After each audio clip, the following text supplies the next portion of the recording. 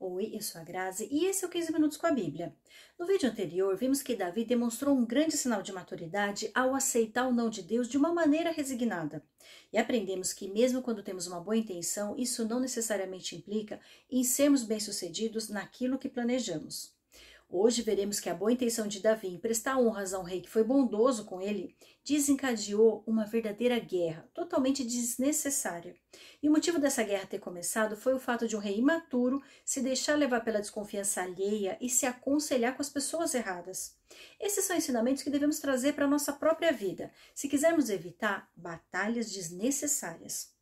Capítulo 19. A guerra contra os amonitas. Algum tempo depois, Naás, rei dos amonitas, morreu, e seu filho foi seu sucessor.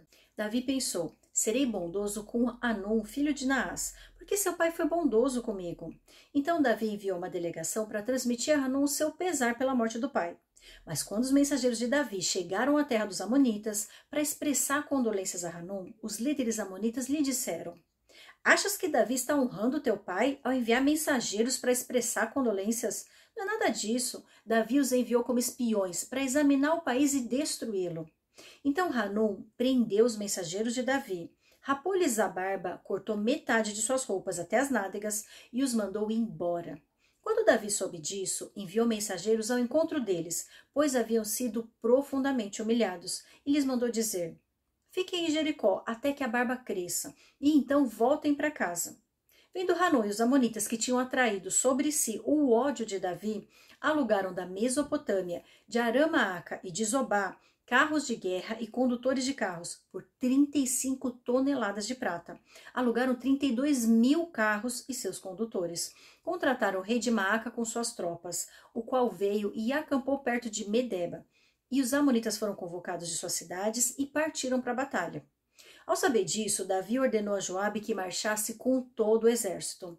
Os amonitas saíram e se puseram em posição de combate na entrada da cidade. E os reis que tinham vindo posicionaram-se em campo aberto.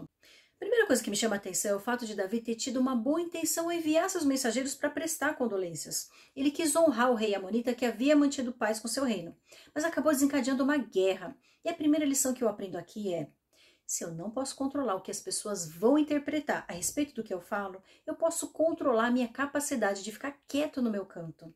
Não é de hoje que as pessoas interpretam de maneira distorcida as nossas palavras e tiram conclusões precipitadas a respeito das nossas intenções. Isso acontece desde os tempos bíblicos, mas creio que hoje ficou mais evidente com o uso das redes sociais. Quantas discussões desnecessárias são iniciadas pelo simples fato de alguém se julgar no direito de compartilhar uma opinião que não foi solicitada? Nos grupos de mensagens, notamos que são sempre as mesmas pessoas que se manifestam. E elas normalmente não estão em busca de resolver problemas, mas sim de serem ouvidas e acolhidas em suas opiniões. E se qualquer pessoa emite uma opinião contrária dela, já é motivo suficiente para iniciar uma discussão. Quando alguém expressa uma opinião em um grupo, normalmente não busca oferecer uma solução para o problema, mas simplesmente reclamar a respeito. E se alguém se atreve a dar uma opinião contrária, é atacado. E isso gera um desgaste que poderia ser evitado. Pessoas que despejam o pior de si nas redes sociais, seja em grupos fechados ou através de comentários em publicações, possuem feridas emocionais não curadas. Elas têm a necessidade de serem ouvidas e de terem concordância e validação dos outros. A pior coisa que podemos fazer é dar legitimidade a elas, respondendo aos seus comentários ou opiniões. Se ninguém der atenção ou reagir, ela não poderá alimentar a carência de ser validada pelo outro. Assim poderá ser curada do vício através da abstinência. Mas se toda vez que ela procurar alimentar o vício e encontrar quem o faça, jamais será curada de suas feridas.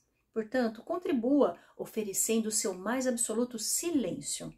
Não serão palavras eloquentes ou fortes argumentos que farão o outro repensar suas atitudes. É a autoanálise que gera qualquer tipo de transformação. E se a pessoa não estiver nesse estágio de entendimento, ninguém será capaz de ajudá-la a ter clareza. Um outro ponto que gostaria de destacar é que, além do fato de Davi ter expressado uma opinião que não foi solicitada, Hanun tomou uma decisão com base na dúvida que seus conselheiros o levaram a ter. E a segunda reflexão que faço é: tome cuidado com as pessoas com as quais você se aconselha. Antes de aceitar tais opiniões, procure avaliar se aquilo que dizem conduz à edificação ou a destruição. Sabe, os conselhos são os que nos conduzem a um ambiente de paz, não de guerra. Se você estiver se aconselhando com alguém e essa pessoa estiver te induzindo a provocar brigas e discussões, procure se afastar e buscar ajuda em outro ambiente. Pessoas conflituosas nunca são boas conselheiras. Sabe aquelas pessoas que costumam dizer assim: eu vou lá e vou fazer um escândalo, eles vão ver só, onde já se viu?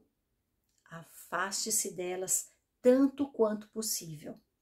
Note que a intenção delas não é resolver o problema de maneira pacífica e apaziguadora, mas sim chamar atenção para que validem e concordem com ela. Ela não quer solução, ela quer ser vista, ouvida e validada. Bons conselheiros são aqueles que atuam de maneira humilde, sem estardalhaço, que compreendem que uma guerra evitada é uma guerra ganha. Não precisar entrar em conflito é a melhor maneira de encerrar qualquer divergência. Um terceiro ponto que quero destacar é que batalhas desnecessárias são muito custosas. Note que os amonitas despenderam 35 toneladas de prata para alugar 32 mil carros de guerra, e que Davi respondeu a isso mobilizando todo o seu exército. Só lembrando que até então os dois povos estavam vivendo pacificamente. Não havia motivo algum para empenhar tantos recursos e mobilizar tantas pessoas para lutar uma guerra sem propósito. E essa é uma reflexão que faço aqui.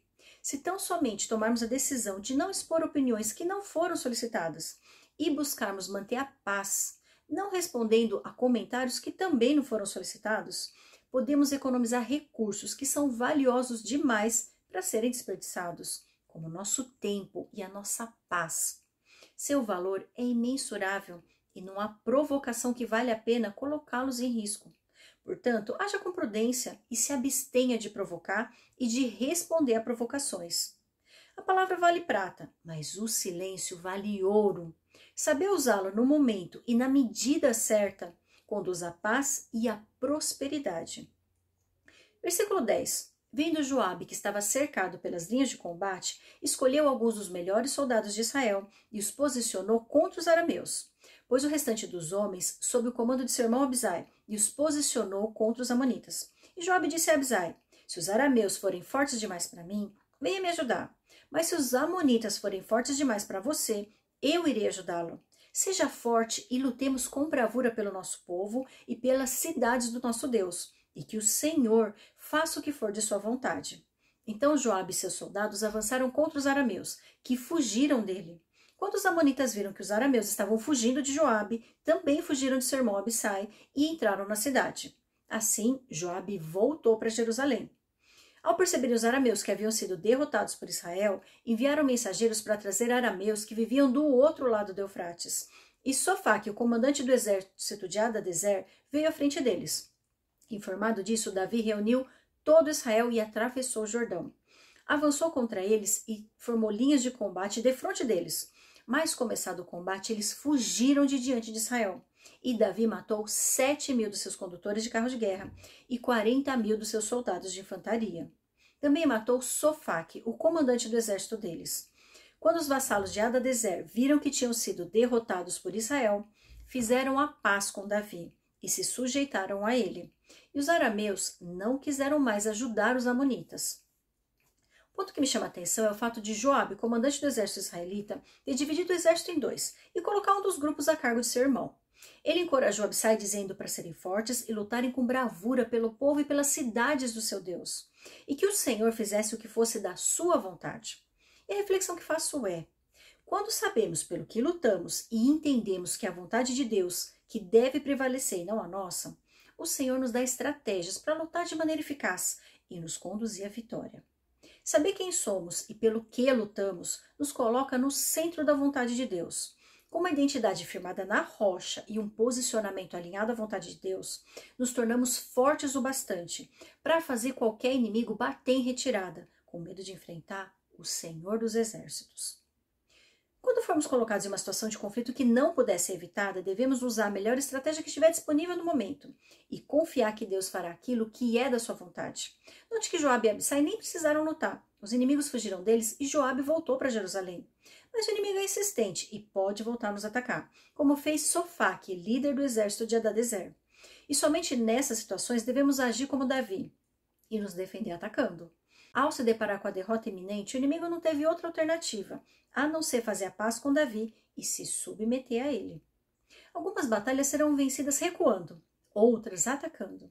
Mas, sem dúvida, a melhor maneira de acabar com uma guerra é não entrando nela. Tanto quanto possível, devemos procurar manter a paz com todos. Creio que o silêncio é uma arma poderosa que deve ser usada sem moderação. Costumo dizer que o momento que as pessoas mais se dispõem a nos ouvir é quando permanecemos em silêncio. Use esse recurso valioso e conquiste a paz com as pessoas ao seu redor. Eu te vejo no capítulo 20.